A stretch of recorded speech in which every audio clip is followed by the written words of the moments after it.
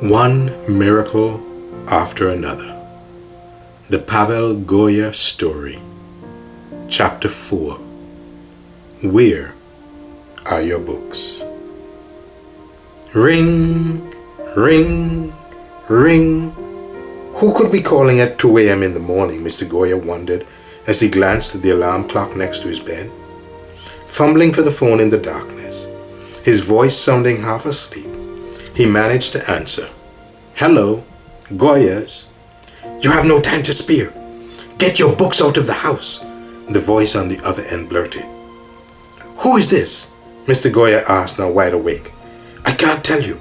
What I'm telling you is that there's no time for you to talk. It's urgent. Get your books out now. The buzz of the dial tone coming from the receiver signaled that the call had ended.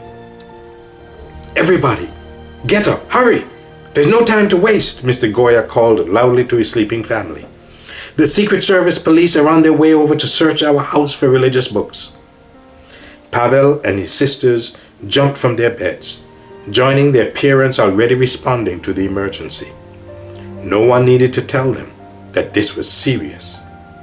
The Goya family had one of the most exhaustive spiritual libraries in the country.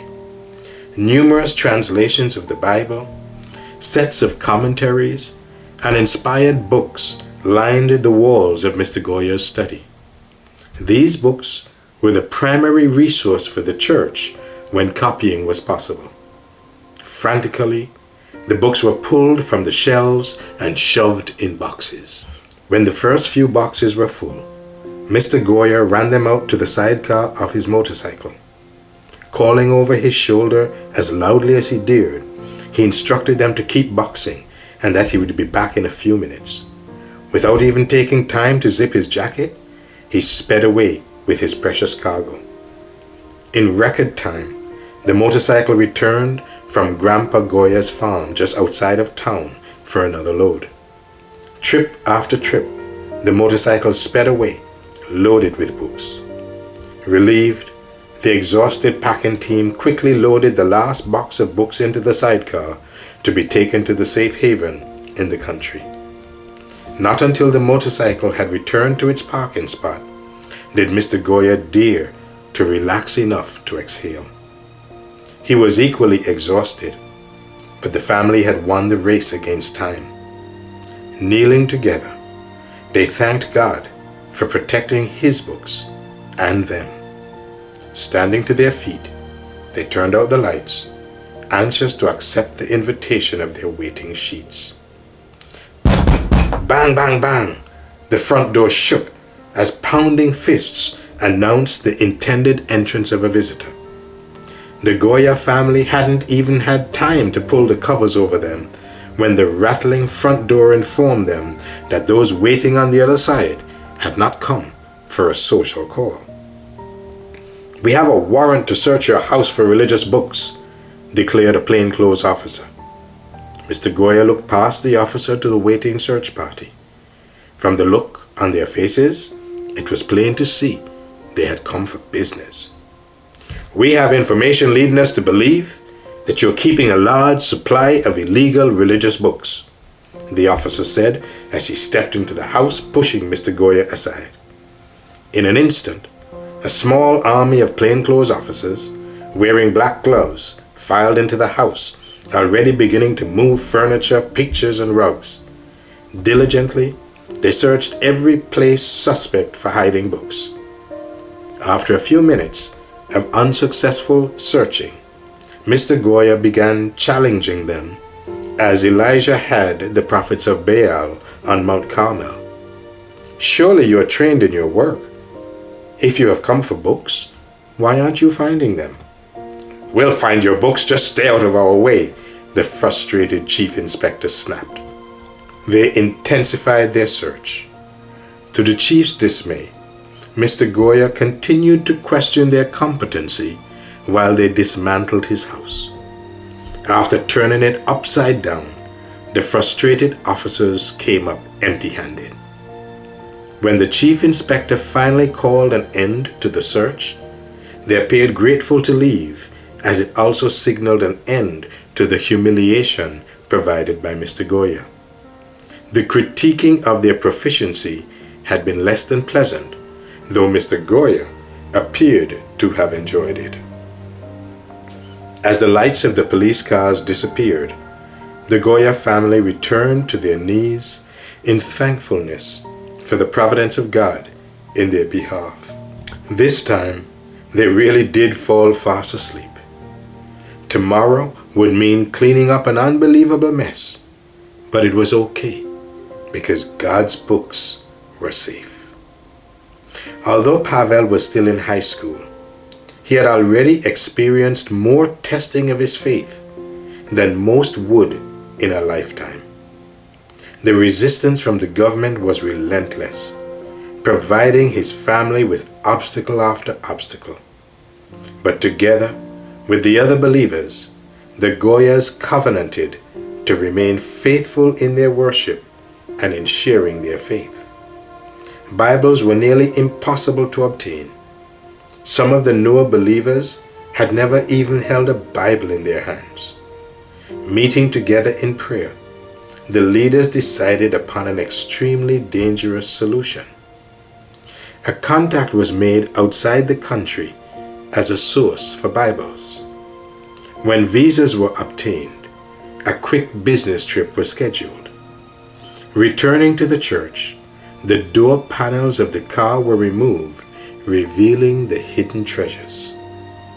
The next week at church, no one said a word about the new Bibles.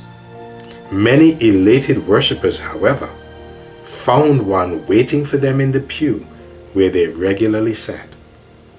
Several successful endeavors encouraged them to proceed with a much riskier plan. One of the church members had a business requiring him to make frequent business trips across the border with his van. It was a perfect opportunity to expand their underground smuggling operation. For several nights, in the cover of darkness, his van was converted to a Bible smuggling van. A professional welder created a false bottom for the van that perfectly resembled the original. Now, they had the capacity to transport Bibles, not a dozen at a time, but by the boxload. The Bible smuggling operation was in process when Pavel received a call from the local chief of Secret Service Police. He wanted to hire him to tune the piano in his home. As a little side business, Pavel had begun piano tuning. His keen ear for tone and his love for music had made him one of the best piano tuners in the area. By the time the piano was tuned, a small bond of friendship had developed between him and the officer. "I like you, Pavel. You're a good kid," the officer said with a smile. "Is there anything I can do for you?" Having grown up with a government system riddled with corruption, bribes, and favors, Pavel understood perfectly what he was implying. "No, I don't need anything." "Well, let me just give you a little inside information anyway. Your congregation has 27 informers working for us. I just thought you might find that information useful," he said as Pavel prepared to leave. "Thank you for your business and the tip," Pavel said, stepping outside the door. Pavel's inside information reminded the church leaders that their Bible smuggling operation would be exposed if the wrong members overheard something. With extreme caution, the plans for the first business trip using the newly designed van proceeded. The small group of men waiting in the darkness behind the church wondered, had he made it through? Carefully, they studied the lights coming from the approaching vehicle. Seeing the headlights turn off and the van continue to the back of the church enabled them to exhale in relief. Box after box was removed from the secret compartment. None of them had ever seen this many Bibles at one time in all their lives. They were overjoyed as they unloaded the last box, realizing how many families would be blessed with the first Bible of their very own. The next question was where to hide them. Churches were often searched, so the hiding place would have to be a good one. Some of the places they had previously used for a few Bibles were now out of the question because of the greatly increased quantity. They simply couldn't think of a place large enough for a shipment this size. What about the steeple? Someone suggested. After first thought, they decided that the steeple would probably be the first on the list if the church were searched. How about the woodshed? Suggested another. Walking out to the woodshed, which was half full of firewood, they agreed it was their best option. Quickly removing the piles of wood, they stacked the boxes of Bibles in its place. With the wood restacked in the shed, they returned to their homes and prayed for God's special protection for the hidden treasure. The following weekend, the youth had a church picnic. They played games and enjoyed a nice meal provided at lunchtime. For a special treat, a number of watermelons were sliced and served. With juice running down their faces and arms, they ate their watermelon while running from place to place around the church. They really enjoyed the treat. When the social was over and the youth had gone home, the leaders stayed behind for the last of the cleanup. Pavel cringed as he looked in the direction of the woodshed, with the door partly ajar. Opening the door for inspection, he was dismayed to discover that several had chosen the woodshed as a depository for their melon rinds. "What a mess," he exclaimed, calculating the cleanup time. As youth leaders, they would have to come back later to clean it up. It was late, and everyone was ready to go home. A few days later, an ominous message quickly circulated among the church leaders. "The police are at the church. They have been tipped that a large shipment of Bibles are hidden at the church." The men prayed as they hurried to see what would happen to their treasure. Watching safely from a distance, they prayed earnestly that God would protect His written word. How thankful they were that the steeple had not been chosen as the hiding place. Police officers could be seen overturning everything in their search high above the church. For some time, the search continued inside the church. After feeling confident that nothing had been hidden inside, the officers began looking for anything suspicious around the churchyard. The hidden spectators watched breathlessly as one of the police officers walked to the woodshed. Opening the door, he jumped back. A swarm of angry yellow jackets buzzed around his head, not pleased that their melon feast had been interrupted. The melon rinds appeared to have invited every yellow jacket within 5 miles to a party.